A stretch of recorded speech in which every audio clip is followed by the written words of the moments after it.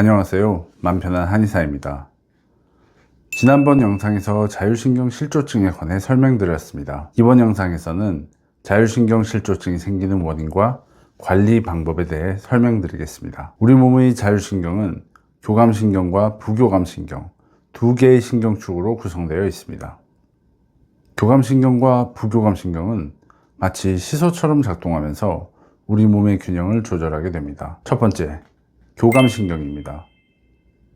교감신경은 우리 몸에서 fight or flight 반응을 담당합니다.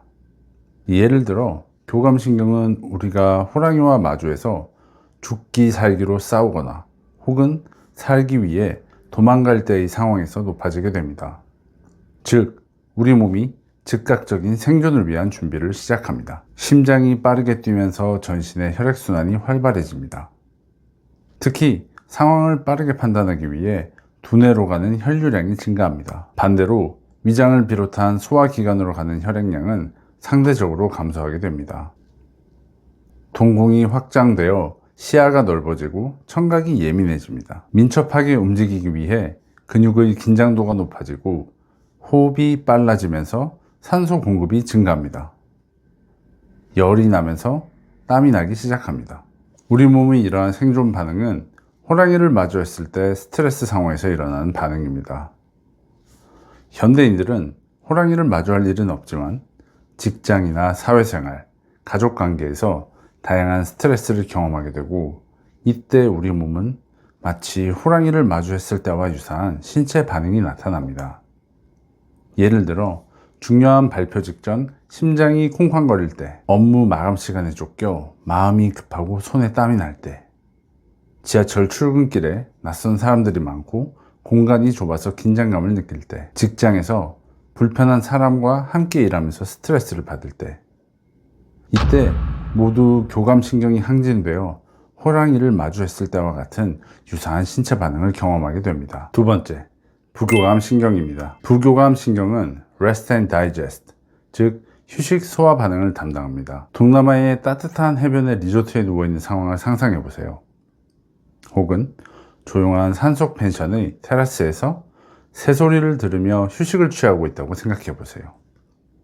외부로부터의 위협과 소음이 없는 평화로운 순간에 우리 몸은 완벽한 휴식 모드로 전환됩니다. 심장 박동이 차분해지고 혈압이 안정됩니다.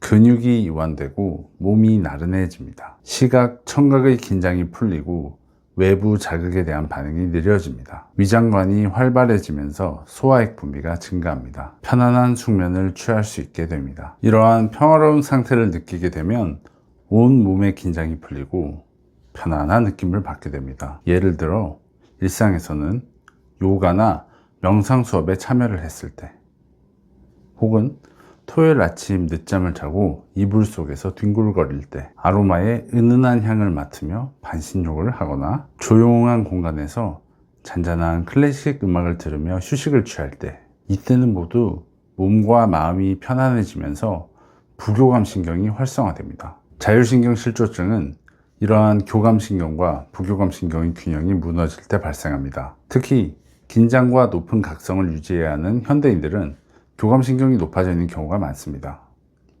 현대인의 하루를 살펴보면 교감신경을 항진시키는 카페인이 함유된 커피를 마시며 아침을 시작합니다. 그리고 사람이 많은 대중교통을 타고 이동하며 스트레스를 받습니다. 출근 후에는 끝없는 업무 메일과 수시로 반응해야 하는 카톡에 시달리게 됩니다. 퇴근 후에는 편안하게 휴식을 취할 수 있을까요? 건강관리를 위해 저녁에 헬스와 같은 격렬한 운동을 하는 것도 교감신경을 높이는 작용을 합니다. 잠들기 전에는 스마트폰으로 눈을 괴롭혀 역시 편안한 휴식을 방해합니다. 이처럼 현대인의 하루를 살펴보면 휴식 시간에도 끝없이 교감신경을 자극하여 우리의 자율신경이 휴식을 취하지 못하도록 방해합니다. 그렇다면 주말에는 충분히 휴식을 취하고 있을까요? 주말에 스트레스를 풀기 위해 외출을 하게 되면 사람들이 많은 카페나 음식점을 찾고, 반대로 집에서 휴식을 하게 되면 많은 분들이 넷플릭스나 유튜브를 보며 시간을 보냅니다. 사람이 많은 장소에 가거나 집에서 영상을 집중해서 보는 것은 모두 휴식이 아닌 교감신경을 자극시키는 행동입니다.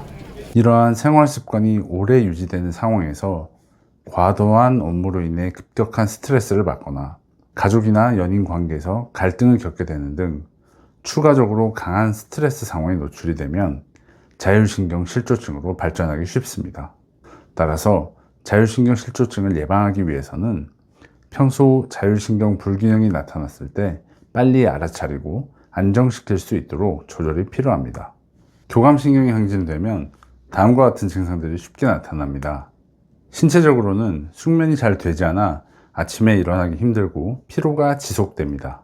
심한 경우 잠들기 어려운 증상이 나타납니다.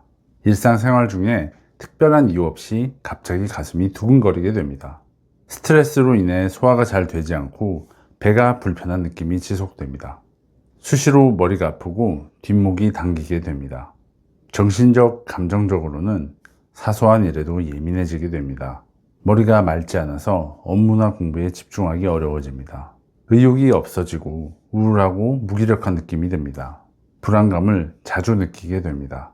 교감신경이 항진되면 마치 호랑이한테 오랜 시간 쫓겨서 도망다닌 사람처럼 몸과 정신이 맑지 않고 지친 상태가 됩니다. 이럴 때는 생활 습관을 개선하여 부교감신경을 높일 수 있는 활동을 적극적으로 해야 합니다.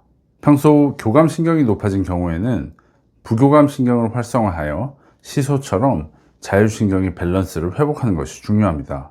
부교감신경을 활성화하기 위한 팁을 알려드리겠습니다. 쾌적하고 안전한 환경에서 눈과 귀를 쉬면서 편안하게 호흡하기. 우선 온도, 습도가 적당해야 합니다. 너무 춥거나 덥지도 않고 습도가 쾌적한 상태로 유지되면 몸의 긴장이 쉽게 풀리고 기분 좋은 상태가 됩니다. 잠시라도 주변에 사람이 없는 것이 좋습니다. 대화를 하거나 리액션을 해야 하는 경우 온전한 휴식으로 들어가기 어렵습니다. 5분에서 10분 정도의 나만을 위한 휴식 시간이 필요합니다. 시각적인 자극이 없어야 합니다. 따뜻한 안대를 활용하여 빛을 차단하고 눈 주변 근육이 이완되도록 온열 안대를 하는 방법을 추천드립니다. 너무 고요한 것보다는 빗소리나 새소리, 잔잔한 바람소리처럼 일상의 소음을 들으면서 마음을 진정시키는 것이 도움이 됩니다. 혹은 잔잔한 클래식 음악처럼 긴장을 이완시키는 나만의 소리를 활용하는 것도 좋습니다.